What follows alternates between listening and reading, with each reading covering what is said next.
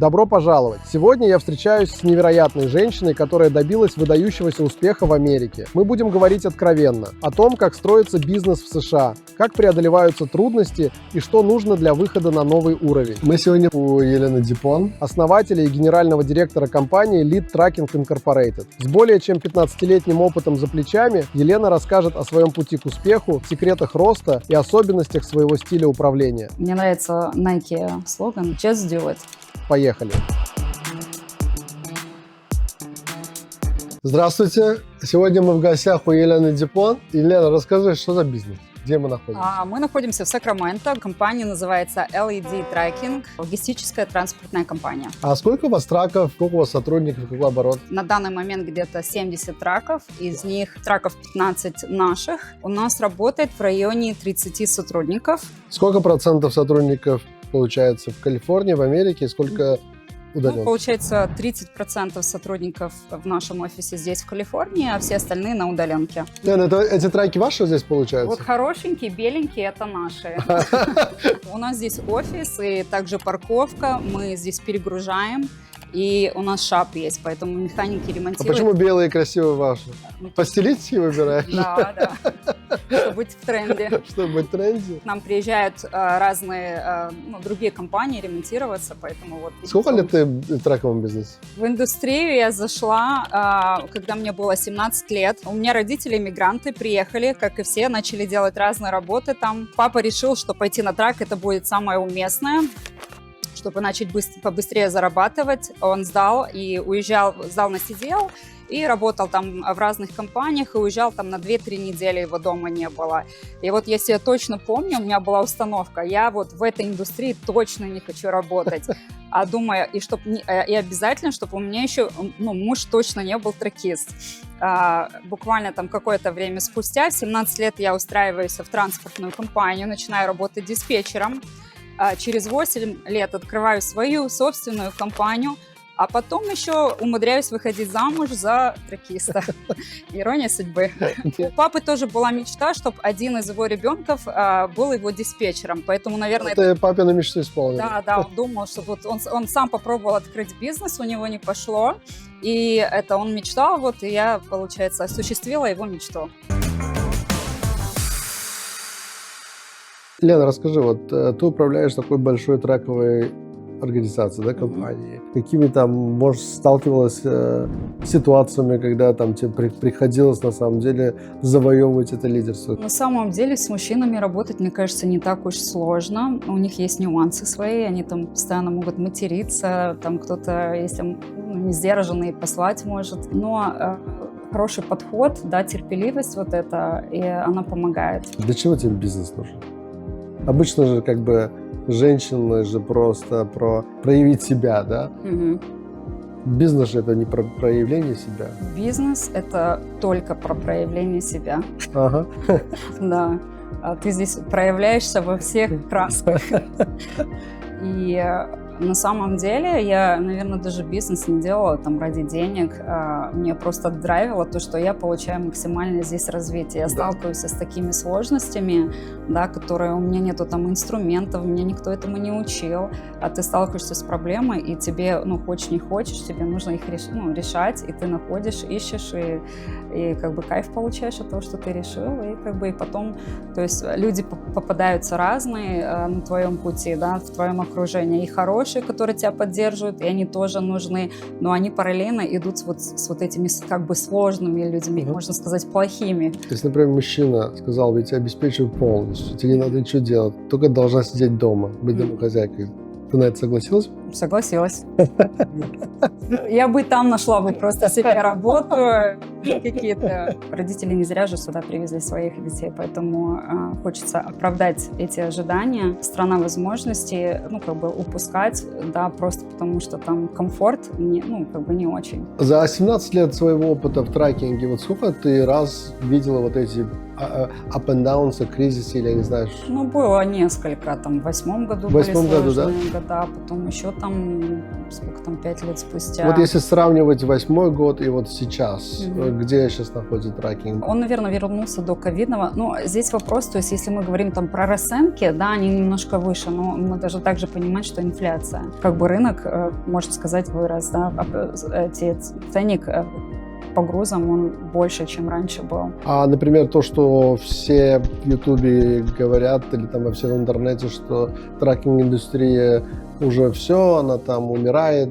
Что ты думаешь про это дело? Я не думаю, что трекинг завтра закроется, и это, ну, все движется на колесах в Америке, да, Ну да. то есть, ну, это абсурд, что он, ну, на низ упадет прям. Но когда ты ранишь бизнес, нужно быть максимально, ну, понимать, что есть разные тенденции. Во время ковида все набрали траки, там себе долгов, и, конечно, теперь, ну, ценник на жизнь у тебя вырос, а цены другие, нормальные. И поэтому сложно некоторым. Но если ты понимаешь, как управлять бизнесом и ну, готовиться к разным сезонам, то ну, здесь все равно есть, и особенно вот для иммигрантов, для людей, которые как бы хотят быстро как-то раскрутиться, мне кажется, здесь все равно хорошая ниша. А сейчас самое лучшее время покупать, наверное, траки? Сейчас неплохое время покупать, да, потому что траки есть, особенно если там БУ, то можно что-то приобрести. Ценник на траки, ну, совсем недавно был очень высокий, и многие покупали, сейчас не могут платить, и даже вот такие траки перекупать тоже есть смысл.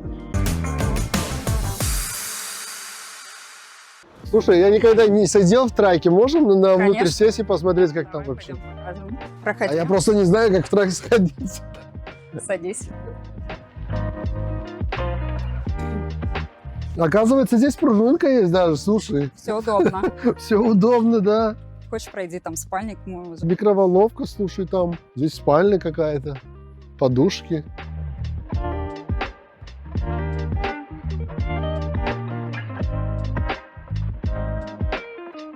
Ты умеешь ездить на траке? Я ездила несколько раз через всю Америку, и я пробовала ездить. Ты пробовала? Да. Через всю Америку поехал на траке? Нет, я пробовала пару минут ездить за рулем.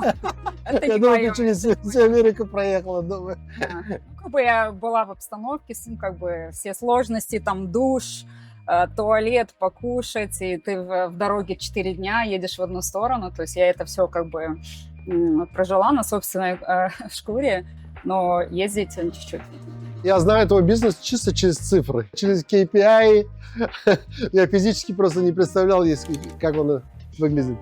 Я думал, это просто у тебя диспетчерский офис. Я не думал, что у тебя есть физические вот эти железки, Ну, ремонт. да, мы раньше с партнером занимались, партнер занимался этим отделом касательно там всех ремонтов. У тебя получается inherited repair shop. Да, Inherited то repair есть я shop. раньше этим не занималась, буквально в последний год начала менеджить шап, и также мы делаем перегрузки здесь в А Архангельске. перегрузки тоже делают? Да, когда, ну, там компании, которые вне Сакрамента, им нужно перегрузиться, обращаются, и мы перегружаем. Сколько разновидностей бизнеса получается? Шоп — это отдельный бизнес. Шап, да, получается warehouse, Warehouse. и мы парцы продаем. Здесь у нас небольшое помещение, где мы держим все парцы и продаем или используем, когда механикам нужны. Я даже не могу представить, что в этом всем разбираешься. Сотрудников нанимаем, да, и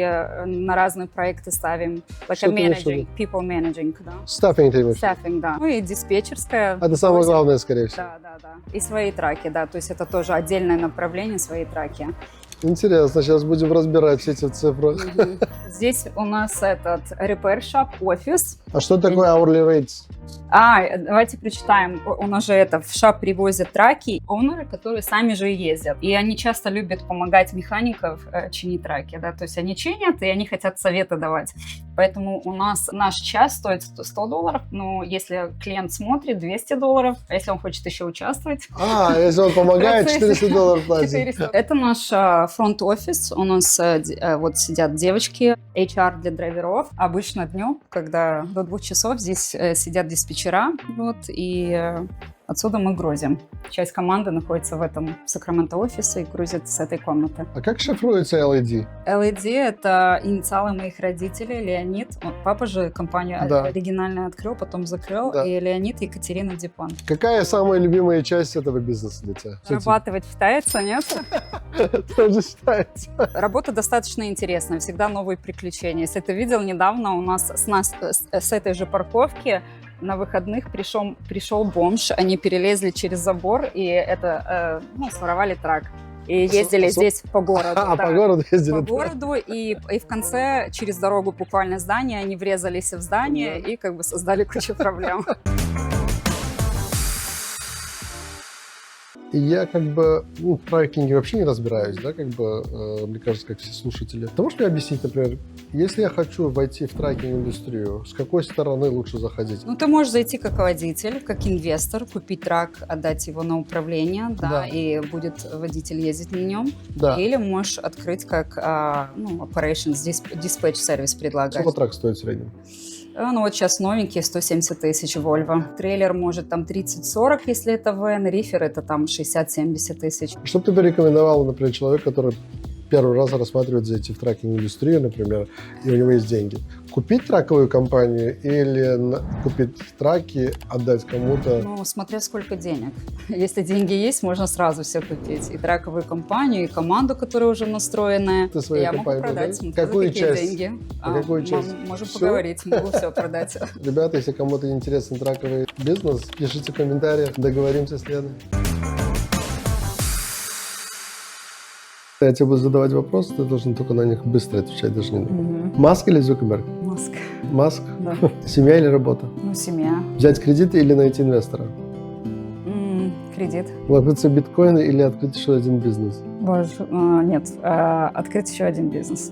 Онлайн или офлайн бизнес? Офлайн. Строить бизнес одному или в партнерстве?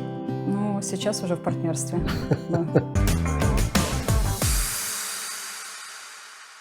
А какое направление у тебя можно быстро удвоить, утроить? Найм овнеров. Делаем, по-быстрому. У тебя диспетчера есть, ты делаешь найм овнеров, и уже там через 2 дня грузишь их. На них вы зарабатываете от 9 до 12%, да, сказал? Сколько они с вами находятся, оунер-оператор? Ну, наверное, 3-4 года оунер с тобой может быть. Сколько в среднем вы зарабатываете на оунер-оператор? Ну, скажем, там ставку в воду, которую мы делаем, там 25-30 тысяч, как мы стараемся минимум, да, то есть это 2,5-3 тысячи, если 10%. У тебя есть ли отдел у тебя, который ищет?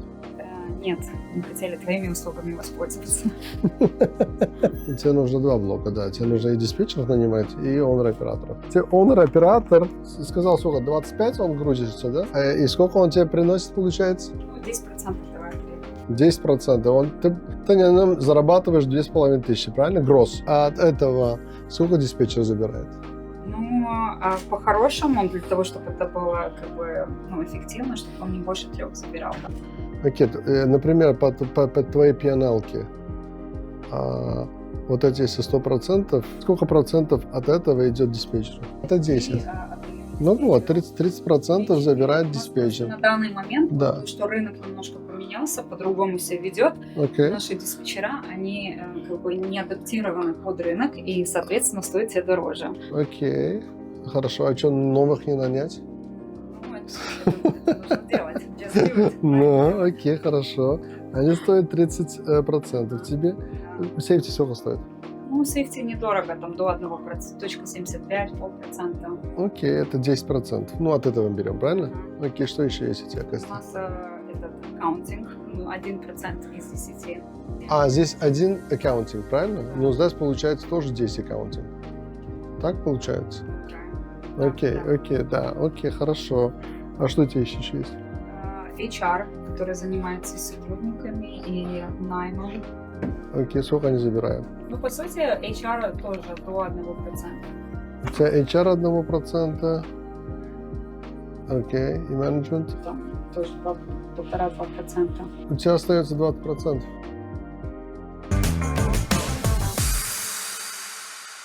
Что для тебя такое non-negotiable, самое важное в подборе? команда? Ну, на данный момент мне важен сам человек, как его отношение к работе. У нас есть определенные требования в этой индустрии, это чтобы это определенно там быстрота была, да, customer service, чтобы хорошо могли предоставлять. Для меня важно, чтобы были высокие стандарты сейчас. Без стандартов ты не можешь масштабироваться. Какие направления, каких кадров ты сейчас ищешь, какой персонал? Мы всегда ищем хороших диспетчеров. А ты ищешь их в Америке или не в Америке? Ну, не обязательно. Немножко то, что в Америке, например, в офисе, это упрощает делать менеджмент и вообще саму координацию.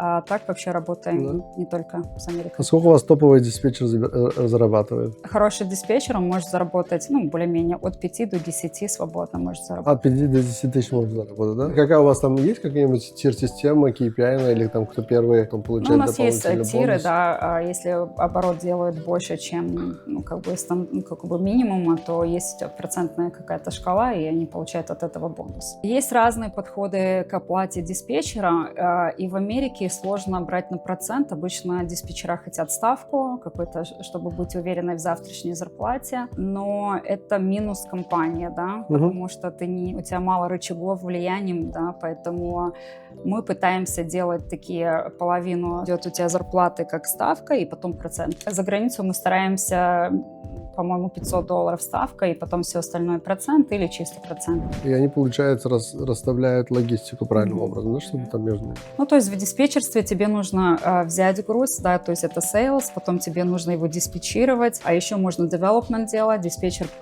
находит себе для того, чтобы каждый день искать, 10 драйверов и 10 грузов каждый день, он находит хороший аккаунт, выстраивает отношения, и как бы легче тогда покрывать траки. Что произойдет в индустрии в следующие, 10-20 лет? Ну, у нас, например, уже Калифорния, она не разрешает, есть ограничения, на какие траки можно покупать, и я знаю, что там к 30-му году, 35-му они вообще хотят перейти на электрику. А ты не думаешь, что в будущем искусственный интеллект заменит трак-драйверов или тракинг каким-то образом? Они уже занимают, да, у нас просто специфическая ниша. Я думаю, для неких траковых компаний все равно будут востребованы и драйвера, и диспетчера, просто может быть другого масштаба, другого калибра. Мне кажется, они больше, скорее всего, long distance заберут, нет? Они там от точки Да. А до точки Б. Главные дороги могут они забрать, но все равно по городу доставки делать, да. Да, потом доставки, мне кажется, будут автоматизированы.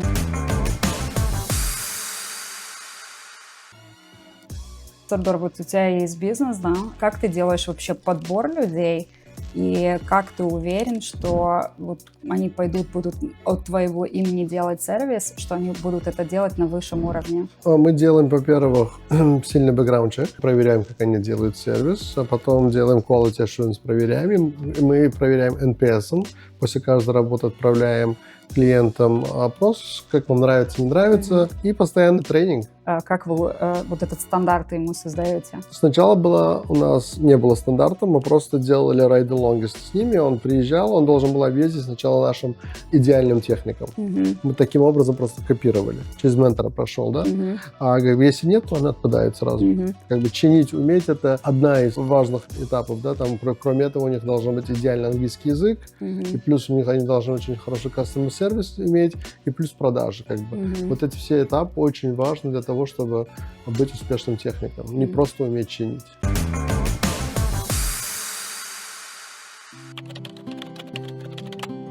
Мне кажется, у нас в жизни все наши учителя, люди, которые приходят, да, то есть только, ты понимаешь это, хочешь это понять, что это твой учитель пришел или нет. Это, во-первых, это родители, да, мама, например, то есть иногда люди, может быть, не делают там прямой вклад тебе, но они могут тебе просто восхищаться тобой. Партнер мой, он тоже давал возможность, то есть я женщина, и у нас в славянской культуре, наверное, в вашей культуре тоже, да, что женщина должна сидеть дома, борщи готовить, поэтому благодарность, то, что люди мне не мешали, они создавали, да, такие условия, что я могла расслабленно заниматься карьерой. У меня также, да, дети, 3 сына, и им большая благодарность за то, что они поддерживают меня, да, то есть им расскажешь, почему пришлось задержаться, они всегда с пониманием, и болеют за тебя, поэтому спасибо им. Елена, спасибо тебе за то, что ты поделилась со своим опытом в бизнесе. И в конце, какие ты еще советы хотела бы дать иммигрантам, которые только приехали в Америку и начинают свой путь? Я уже в Америке 32 года, да, но мне кажется, вот мне нравится Nike слоган, да, just do it. Можно приезжать, много думать и не попробовать, поэтому просто пробовать, знаешь, вот этот compound эффект. Пробовать, пока не получится. Ребята, если контент понравился, подписываемся. Любые комментарии приветствуются. Оставайтесь всегда на связи и ждите следующих видео. Спасибо.